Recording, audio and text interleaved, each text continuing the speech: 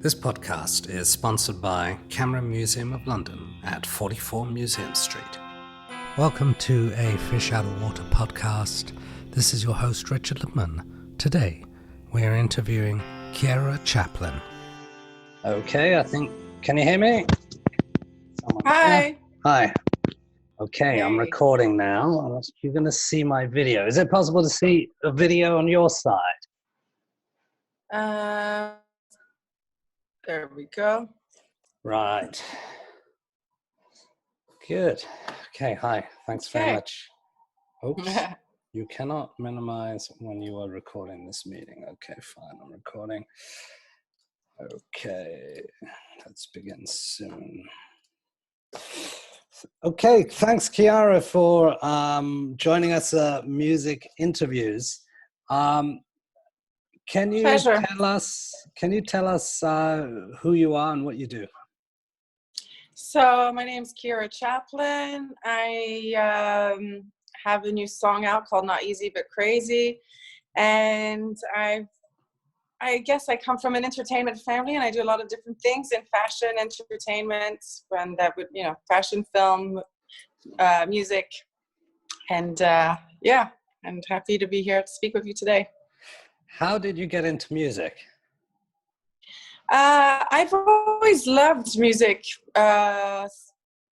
since a very young age. My dad was a sound engineer, and he worked with Queen and Bowie and a lot of Duran, like so many bands in Switzerland at the Mountain Studios, which belonged to Queen. So I kind of always grew up around it. And then also my grandfather, Charlie Chaplin, he composed all the music to films. We come from musical entertainers. It's always been very present in my life. Do you remember a defining moment in the studio or in the past whilst you were young that you still remember as within the music context?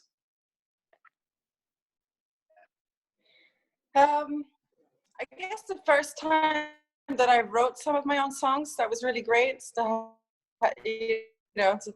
see them to life. And then, this is this song that I have out is kind of, I've always dabbled in music, but this is the first single that solo single that I have. If not, I've done one or two collaborations before. And I felt like I was always very hard on myself. And for some reason now I feel like it's just like, it's meant to be fun and enjoy it. And I'm really enjoying it much more. So it's great. How does inspiration come to you?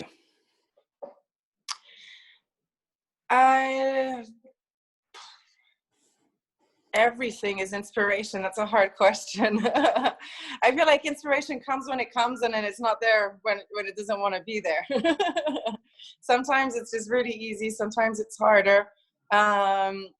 But I feel like all creative people, we're all kind of dreamers. So you just have to keep dreaming and feeding into it. And I feel like the more creative things that I do, the more creative I get. So one thing, you work on something else, and then it brings creativity. So I think it just all intertwines, and it's kind of like you have to feed it, and it keeps coming. How did your song Not Easy But Crazy originate? How did you write it? Well, I actually didn't write that one. I have the other ones that I wrote, but this one, I met the producers, and then they said, we have some songs for you to listen to, and I really liked this one, and I really liked the lyrics. They said, oh, we'll write something for you, and I said, I don't want it to be a love song, because I'm like, I don't mind a love song here and there, but I just find, especially if it's kind of like dance or pop music, it's just like, it's not really something that I was into. So then we went on this theme, and went into the studio and recorded it. And then afterwards I had it I'd recorded it maybe a year ago, and then with the whole coronavirus, with everything that's happening and being home, I was like, I should just put it out, I'm sort of waiting around. I'm going to put it out. Today, we're so lucky as artists that we can have all these platforms to stream our music. And so I decided to do that, and it got great response. And then afterwards, I wanted to do the music video, and I work with this charity, and so I wanted to have something also kind of with the charity, so it all, I don't know, to help promote the charity and bring a good message within it as well.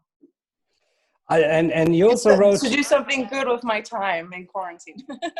Absolutely. And there's Charlotte that you collaborated with Simone Tomasini. Can you tell us about that? Yeah, so Simone Tomasini is an Italian singer, and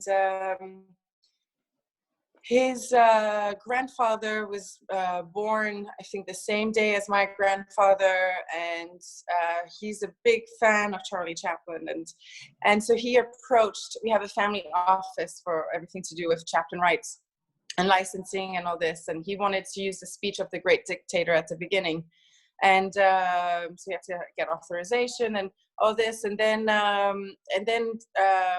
someone said, "Oh, but Kiera sings, if you would be interested." And so they put us in contact, because originally it was just maybe to do this beginning speech, and then afterwards, once he found out I sang, then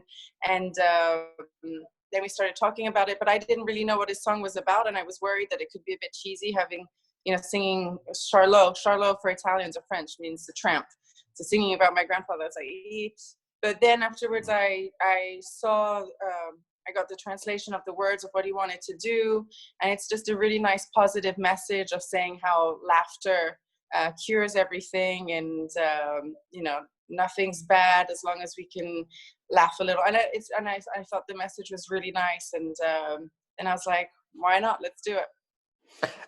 Fantastic. Do you play any musical instruments? I played piano. I used to, but I'm really out of practice. Right. Yeah. And I should pick it up again. Actually, that's a good idea.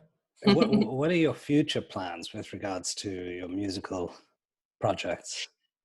So right now I'm waiting for to release the video and do like a real big release of the song of Not Easy But Crazy, and then I want to get in the studio and record a few more as well. I have one or two already that I'm kind of working on, and so I'm doing that. And I also have other projects that like fashion collaborations that I'm working on, and just kind of keep it and intro as much as I can, all my creations. And so how, I mean, you grew up in Switzerland, and you traveled the world. Now, in terms of music, have things changed? Do you feel that you have to adapt to what the market wants today? Or are you more of a... No, I am. So that's I've never been someone who likes to adapt. I probably would have done myself a favor if I was. But I like things that are a bit different, and I think with music or with anything you do, you have to stay true to yourself. And I think when you put out your truth or something that you really believe in, it's you don't even mind if it works or it doesn't work, because you're doing something that you're really proud of or you like. And if you start trying to chase a trend or something, and you're not being authentic and you're not being real. So I think it's fun. I like all types of music, but I thought it was nice to do something upbeat and fun, and let's see what the next few steps are. And how does it work? Do you actually do you gig? Do you go out there, or are you mostly focused on recording? No, I haven't been doing any gigs, but I have some planned for September and October, so after the summer. But it's all very touch and go, as you know, because of the whole world situation. But I definitely want to do a few events. I have a gala event where I'm supposed to perform in Morocco with Simone Tomasini for the Italian song, and we're going to start planning some stuff as well for Not Easy But Crazy. But it's all everyone is kind of saying let's do it, but then everyone's like, is it going to happen? Is there going to be a second wave? So it's kind of, yeah, we're adapting, let's put it that way. But I definitely want to do some live shows. Jeez. And finally, do you have any philosophies on life? I have a few sayings that I love. One of them is imagination rules the world, because I think that's so true. You know, without our imagination, nothing that we see every day would even exist. And then the other one that I love is it doesn't matter how many times you fail, it takes great courage to make a fool of yourself. Wow. Thank you very much, Kiera. It's a pleasure to talk to you. We're here in music interviews. If you have any questions, comments, suggestions, let me know. And thanks very much. It's a short interview. I'm going to put it on Spotify, and then we'll see what happens. I'm interested in your launch. Firstly, do you have a website? Or is I don't have a website, no. People can reach you. Let me see.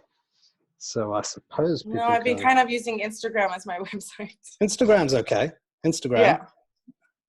Yeah. And so I have my Kiera Chaplin Instagram. Right. Mm-hmm. And would people be able to see your latest music releases there? Yeah. I forgot to ask. Yeah, I forgot to ask you about the. Could rewind a bit about the. Was it the Fondation Fleur du Désert? Yes, exactly. So that's a charity that I've been working with, I guess, a little over a year now, and it was started by Waris Deary. Waris Deary she was a big model that comes from Somalia, and she was the very first activist and really pro person to be against FGM. FGM is female genital mutilation, which is really awful, and that happens way more often than you'd think. And I've always been like pro women empowerment, like we can do anything that guys do, but even we do it in heels. When I heard this story and her story one day, I was really shocked. And then I said I wanted to help her with her charity, and she said, but I was like, I can't really relate because, how can we make it work? And then we decided that the best and most sustainable way to fight against it is through education. So now we're opening schools in Africa. So because we realized usually the places where they do it the most are the poorest countries where they have a lot of illiteracy. And if we actually give them tools, so they don't need to get married off, so they don't need to, or just educate themselves and see that it's not a normal practice around the rest of the world. They will eventually stop doing it for themselves instead of people pointing fingers and saying, don't do it. Did you encounter any resistance on the ground there, with the local population or with politicians? Yeah, there's a lot of people that kind of feel like, you don't know what you're talking about. You don't need to, you don't understand our traditions. This is the way we do things. But at the end of the day, it's a very dangerous practice where there's many girls that die during it because they bleed to death. They have lifelong complications. It's just not safe, and it's really a horrible practice. And a lot of them will say like, oh, it's in the Quran, and you're like, well, if you could read, you would see that it's not. So it's just like, it's really, you have to go there and give them, like, I feel like what we do is we sponsor parents not to do it. So we give them money and they get checked. And then we also, if they go to our schools, they get meals, and they also, we check to make sure the girls are safe. We also have boys in the school because we feel like we have to have a lot of, it's the guys need to be educated as well. And even though it's not directly educating that, but it's just giving them a bigger notion of the world and what's good and bad and what's basically cruel, because it's a cruel practice. And are there any future plans for the charity? We're looking at where we're going to open the next few schools. We've just opened 3 in Sierra Leone, and I think we're going to expand elsewhere.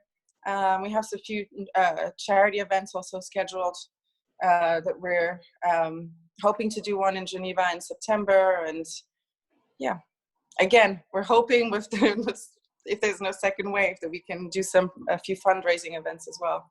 And I also, with my music video, that's why I wanted to have the message there, so people can have a link and you know, find out more about the charity and give some donations as well if they feel like it. And the music video, where will it be released? We don't have a set date, but I'm guessing because we did have one, but I'm guessing it's going to be in like a week, 2 weeks, something like this. Wow, that's fairly soon. Yeah. How would it be released? Is it online, or will it be on TV? First of all, it's all going to be online, and then I've already have a lot of support from a lot of TV channels and things like this, and press in Germany and France and all this, because just even they support the cause and they like the song. So it's a great mix. I'm really happy to be able to mix the two together, and you know, it just feels like you're doing something more meaningful.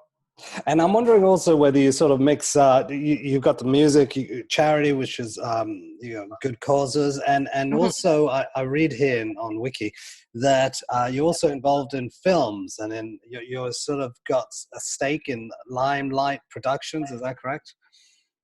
Yeah, that was a production company that I started a while ago, but I no longer have it. But I'm still producing. I have a TV show that I can't announce yet, but I can't wait to announce it, because it's going to be really good, where I'm going to be executive producer. So, and it's going to be a very cool show. We've got some really good producers online, a great writer, everything. So, so I have that. And then I've also started the Chapin Awards, where we give out Lifetime Achievement Awards in China. China and Russia, and I'm hoping to do one in Bollywood as well, to celebrate all the filmmakers around the world, basically. Right. And also basically gives me a good excuse to travel, because I love traveling. Right. What do you like about traveling? I love seeing different people, different cultures. I like to just absorb it all in. Before we were talking about creativity, I think that's also a great way, is just being around, seeing new things. You know, it's always, it's good for the soul. Mm-hmm. Do you mind if I take a picture? So I have my camera here, and then thought it'd be a good idea. I'm just going to minimize myself. We don't really want to see me here, so I'm going to put that over here. One moment. Okay. Thanks. Oh yeah, and Kiera, thank you very much. Yes. I have also on Wikipedia, we have a huge sort of ancestry of the ancestors of Chaplin. Has it ever baffled you? Did you meet everyone in the family? I see there's lots of relatives from. Yeah, I never met him, but I met, I would say pretty much all of my cousins, except maybe one or two. But we're a lot. I think we're like at least 20 grandchildren. So, and there's already now a bunch of great-grandchildren as well. So Have you? I always like to joke and say, we're not a family, we're a clan. We're everywhere. Right. Has there we're been a tribe. Has there been the definitive Charlie Chaplin documentary, do you think? Has it ever been made? In your opinion? There's been some. There's been some. There's always great ones coming out here and there. Right. There really is, yeah. And then there was the movie Chaplin that came out in the 90s. It was also very good. And finally, and you've also been in several movies, The Importance of Being Earnest, and Italian, and you speak French and Italian, is that correct? French and English? I'm fluent in French. Italian, I know the words of my song. And are you influenced by this sort of French style as well, like François Hardy, or movies in France and the style? There's not so much, I wouldn't say, but I always like Serge Gainsbourg. Right. I kind of like that French, I don't give a fuck attitude. I think that's what I like. Yeah. Have you ever met Serge Gainsbourg? No, but I've met his daughters. Oh, right. Well, of course, there's Lou Doyon and Charlotte Gainsbourg. Charlotte. And what was it like? Is there any sort of collaboration there in terms of? No collaboration. We Charlotte I met in Paris through a friend in common, and then with Lou Doyon we met. We were doing a photo shoot for Hogan, the brand Hogan. So we were in the same campaign together. Right. And I met her. Mm-hmm. And what are your thoughts on the music in the UK? And do you think, has that influenced you in any way? The 60s, the 70s, I mean, and some electronic. I love like Queen and Bowie. I think the UK has so many great bands. Really, like, I think their music is very cool and on point. And but I feel like I've been influenced by music from so many different places.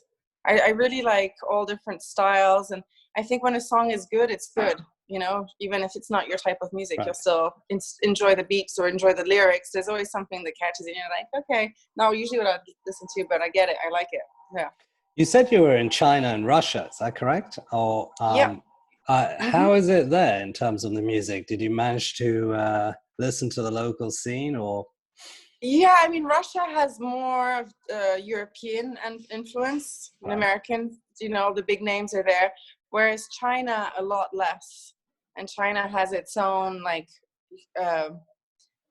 from what I've seen, like if you go out to a club, you have all the normal stuff, but then you also have on the radio and stuff a lot of Chinese music, which is interesting because it's really hard to understand any of the words. And then they have their own type of pop and stuff. So it's really interesting because when you go there, you just, you know, they have their whole entertainment world. They have their whole, they have amazing directors, actors, and they have amazing singers.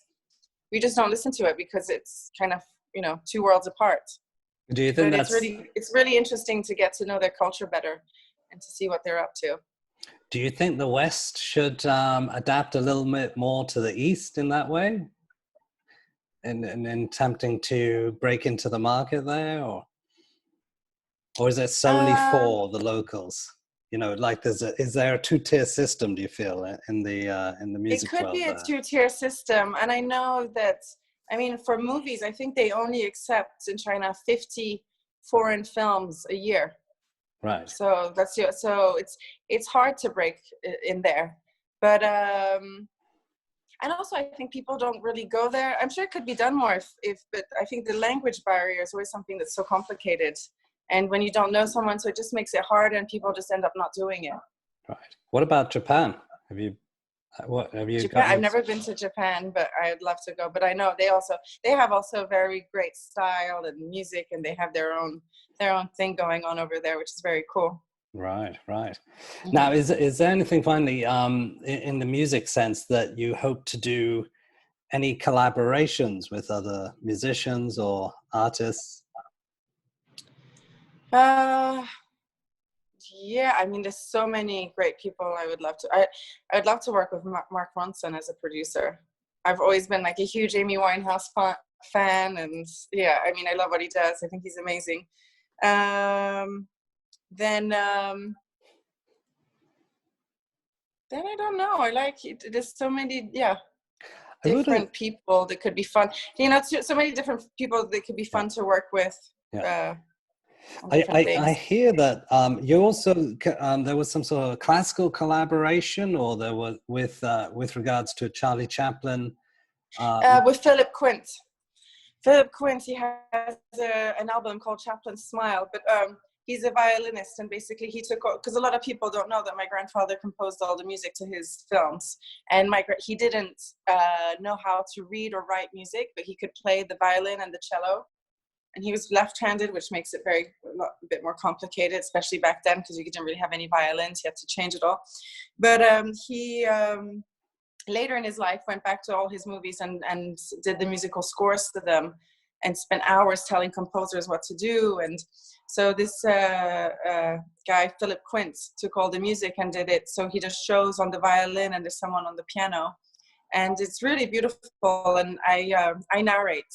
basically explaining what song and why and what were the influences and all this stuff. And it's actually really interesting getting on board with this project. I've learned so much more about my grandfather. So it's kind of fun. It's kind of fun when these things happen where you're like, oh, like, wow, I didn't know this. That's interesting. Okay. Well, thank you very much, Kiera. Yes. I'll keep you posted with everything. And if you have any questions, let me know. Will do. It was really nice speaking with you. Likewise. Cool. Thank you. Bye. Bye. All the best. This podcast is sponsored by Camera Museum of London at 44 Museum Street. Thank you for listening to a Fish Out of Water podcast. This is your host, Richard Lipman. Should you have any questions, comments, or suggestions, please get in touch.